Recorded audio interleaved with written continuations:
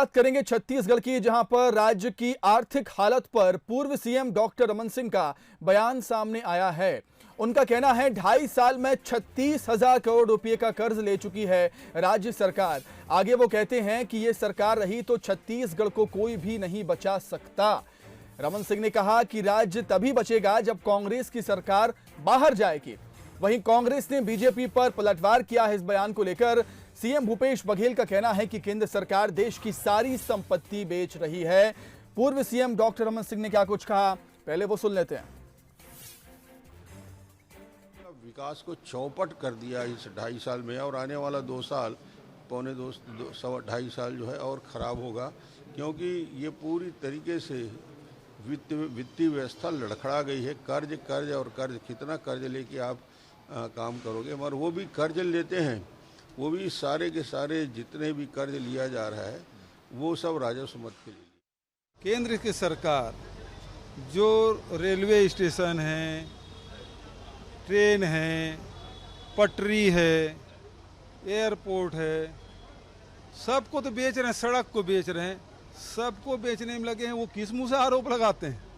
इनके ये जो सलाह है उनको निर्मला सीतारमण जी को और प्रधानमंत्री जी को इनको देना चाहिए कि ये सब जो राष्ट्रीय संपत्ति है उसको ना बेचे।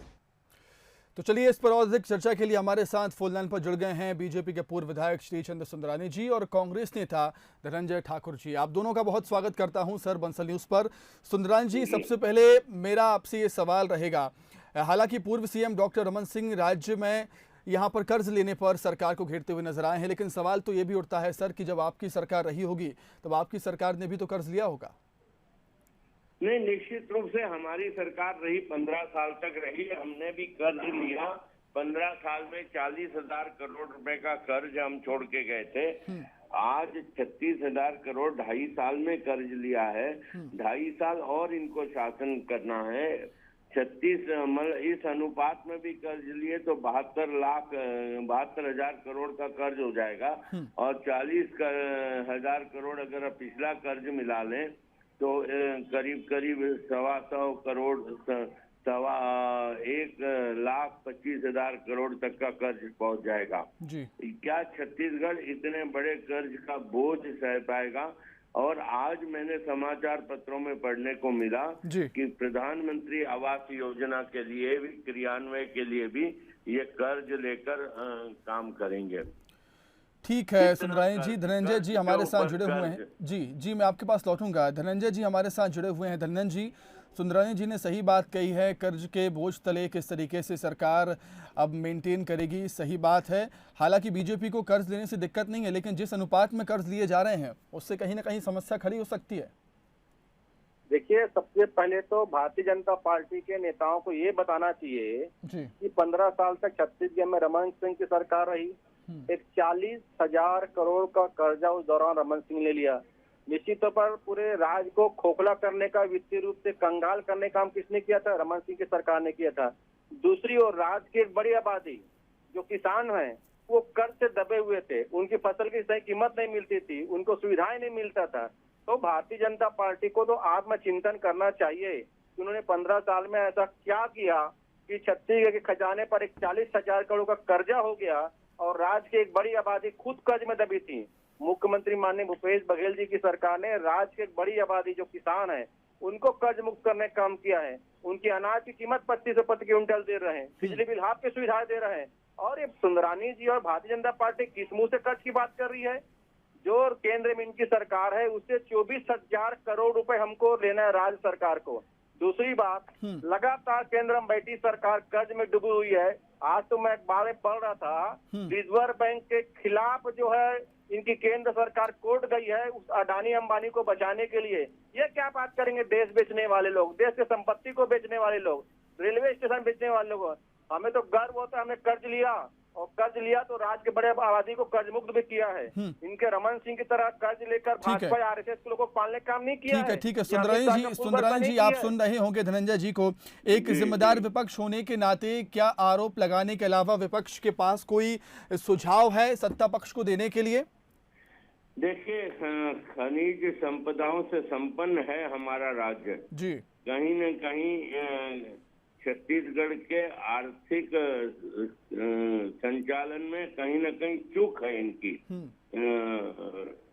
मुझे तो लगता है कहीं न कहीं इनको अपने लेखा जोखा सुधारना चाहिए जी।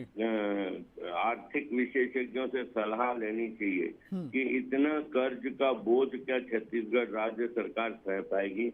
वित्तीय संतुलन कायम करना चाहिए, छत्तीसगढ़ की संपदा का भी दोहन हो, लेकिन साथ ही साथ छत्तीसगढ़ आगे बढ़े इस बात की चिंता करना चाहिए। 2.5 साल में छत्तीसगढ़ को इन्होंने पीछे कर दिया। ये बार बार केंद्र सरकार की बात करते हैं कि बार बार ये कहते हैं एयरपोर्ट भेज दिया, ट्रेन भेज दिया। हाँ, जितने लीकेज थे, चाहे वो सब्सिडी के लीकेज थे, चाहे घाटे में चल रहे ऐसे यूनिट थे, कोई भी, मैं तो व्यापार क्षेत्र से आता हूँ, हम 3 प्रकार का व्यापार करते हैं। एक व्यापार घाटे में चलता है, हम उस घाटे के व्यापार को बदल देते हैं। ऐसा व्यापार नहीं करते जिसमें घाटा हो।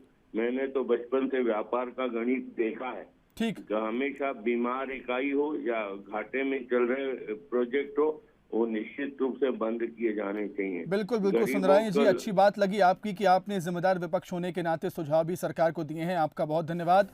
धनंजय ठाकुर जी, आपका भी बहुत धन्यवाद हमारे साथ जुड़ने के लिए, तमाम बातचीत के लिए। तो राज्य की आर्थिक हालात पर रमन सिंह का बयान है, सरकार को वो घेरते हैं, कहते हैं कि 2.5 साल में 36,000 करोड़ रुपए का कर्ज सरकार ले चुकी है। बीजेपी कांग्रेस से हमने बातचीत की, बीजेपी का यही कहना है कि कर्ज उन्होंने भी लिया है, लेकिन जिस अनुपात में राज्य सरकार जो कर्ज दे रही है वो कहीं ना कहीं समस्या खड़ा कर सकता है, समस्याएं आ सकती हैं भविष्य में। आगे बढ़ते हैं। छत्तीसगढ़ कांग्रेस को लेकर पूर्व सीएम रमन सिंह ने तंज कसा। उन्होंने चेहरे की चमक देखकर अंदाजा लगाने की बात कही। रमन सिंह के इस बयान पर कैबिनेट मंत्री रविंद्र चौबे ने पलटवार करते हुए कहा कि बीजेपी की इसकी चिंता करने की जरूरत नहीं। दोनों के चेहरे की चमक को देख के तुलना कर सकते हो आप लोग, और उतना ही मेरा बोलना पर्याप्त है। दोनों के प्रेस कॉन्फ्रेंस के समय चेहरा देख लो, बाकी मैं नहीं बताता। भारतीय जनता पार्टी के लोगों को कांग्रेस के हर व्यक्ति की चेहरे की चमक दिखाई दे रही होगी। 70 के बहुमत से हम सदन में बैठे हैं, वो जनता का विश्वास है। आदरणीय मुख्यमंत्री भूपेश जी के प्रति लोगों ने विश्वास किया है, और कांग्रेस के अंदर जो चल रहा है उसमें भारतीय जनता पार्टी को प्रसन्न होने की कोई बात नहीं है। आदरणीय राहुल जी आ रहे हैं, आदरणीय भूपेश जी के निमंत्रण पे माननीय मुख्यमंत्री के रूप में भूपेश जी ने जो अच्छे कार्य किए हैं उसको देखेंगे। और फिर से निश्चित जानिए, पहले दिन से ही मैं कह रहा हूँ, आने वाले समय में भी भूपेश बघेल ही छत्तीसगढ़ के किसानों का चेहरा है और छत्तीसगढ़ के कांग्रेस का चेहरा है। किसी को इसमें संशय